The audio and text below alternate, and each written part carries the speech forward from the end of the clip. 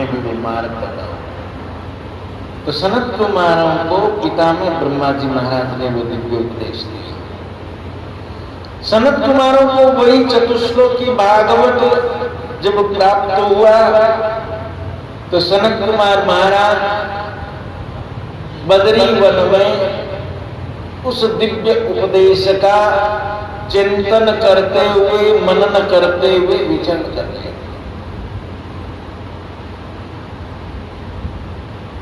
सनत कुमारों ने एक बार नारद जी महाराज जब उद्विग्न अवस्था को प्राप्त हो जाते हैं तो नारद जी को वही दिव्य उपदेश सनत कुमारों ने दिया।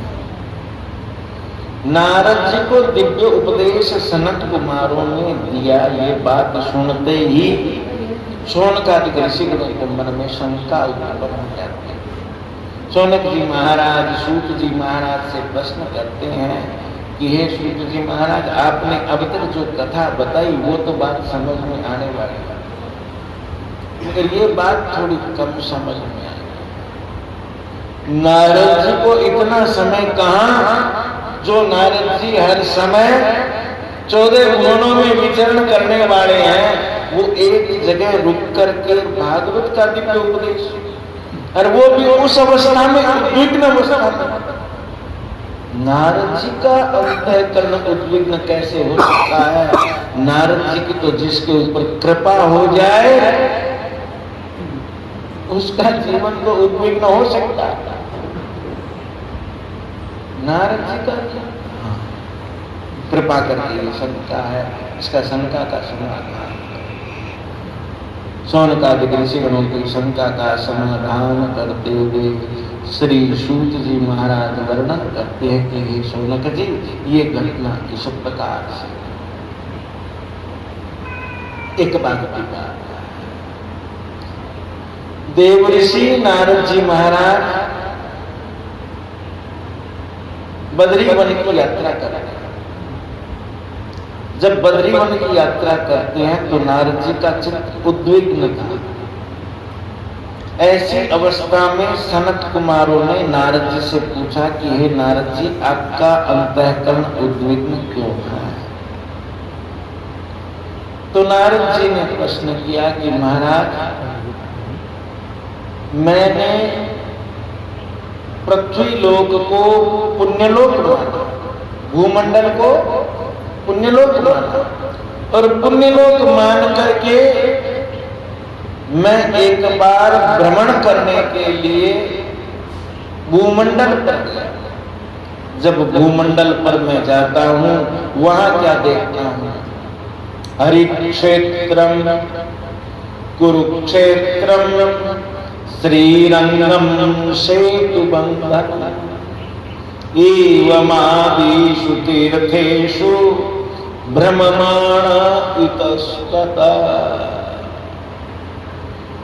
हरिद्वार, कुरुक्षेत्र, श्रीरंगम, रामेश्वरम, पुष्कर, प्रयाग, काशी, अनेक तीर्थ यात्रा में भूमंडल को पवित्र लोक मान करके जब मैं वहां घूमते घूमते देखता हूं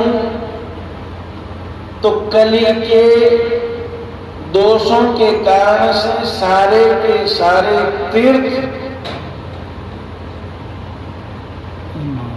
तीर्थों के पुरोहित कली दोषों के कारण पथभ्रष्ट होता है।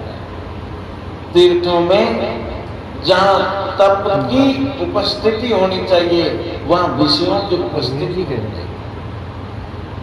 तीर्थ पुरोहित जिनका जीवन पूर्व हित का चिंतन करने वाला हो, जो अपने यजमान के जीवन को सुधारने के लिए पहले ही हित सोचे, पूर्व हित का चिंतन करे, वो पुरोहित, वो केवल उदर पोषण में अपने हित को।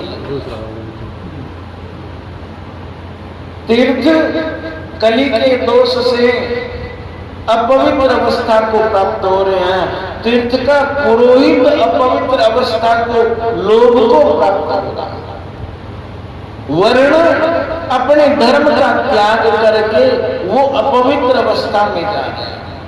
आश्रम वो भी अपने धर्म का त्याग करके अपवित्र अवस्था में जा रहे हैं।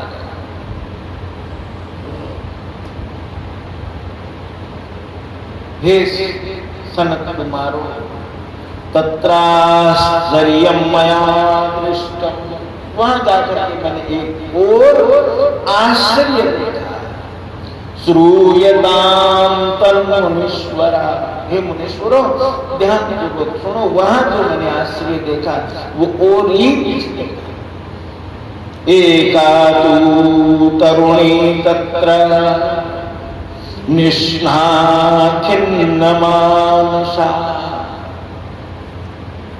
आनंद कंद लीला पुरुषोत्तम भगवान श्याम सुंदर की लीला स्थली वृंदावन में जब मैं पहुंचा तो वहां एका तु तरुणी तत्र, एक युवती बैठी और वो युवती विलाप कर रही है। वो युवती विलाप करती हुई जैसे ही मैं वहां पहुंचा, मुझे देखा, देखते ही वो युवती दौड़ी दौड़ी मेरी तरफ आती है। भो भो साधु क्षणं तिष्ठ मच्चिन्तामपि नाशय, दर्शनं तव लोकस्य सर्वथा अगहं परम्। हे महात्मा, नारद जी महाराज कहते हैं कि वो तरुणी मेरी तरफ आती है, आकर के वो साधु क्षण, हे महात्मा एक क्षण में मेरे अंतःकरण में जो पीड़ा है, मेरा जीवन जो दुखी है, इस दुखी जीवन को पकड़ कर। क्यों? तू कोई साधारण महात्मा है,